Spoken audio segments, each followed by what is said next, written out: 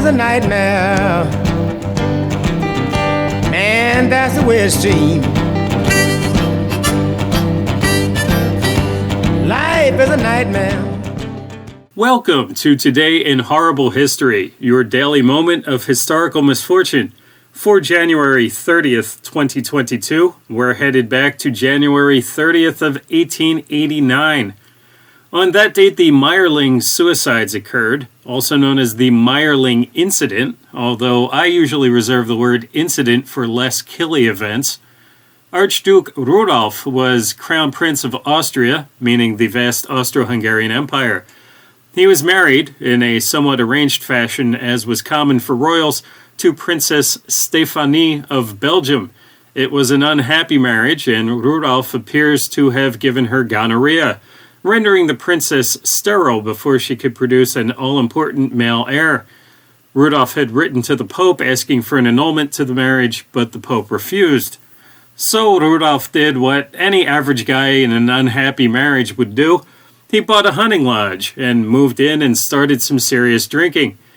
Actually, we call it a lodge in English, but in the original German, it's the more accurate Jagdschloss, or hunting castle.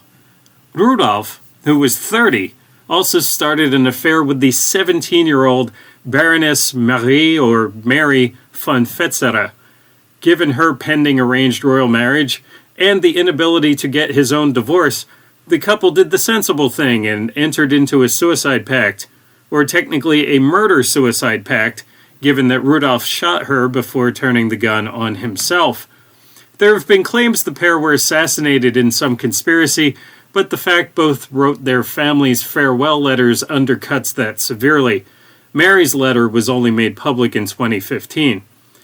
Instead of finding the story creepy, sad, and pointless, the entertainment industry has found the two deaths romantic and inspiring. They simply can't stop making movie after movie after movie after movie about the deaths, or movies featuring Rudolf or a character based upon him. There have also been plays, a musical, and musical compositions.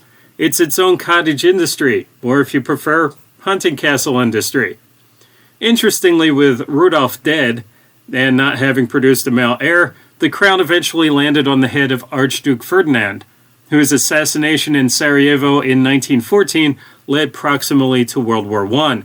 Given the complex military treaties in Europe at the time, and the untenable nature of cramming many nationalities into the empire, it's likely that World War I and the fall of Austria-Hungary were inevitable. But the exact timing and nature of both were certainly affected by Rudolf's premature death. Be sure to like this video and subscribe to the channel for more Today in Horrible History.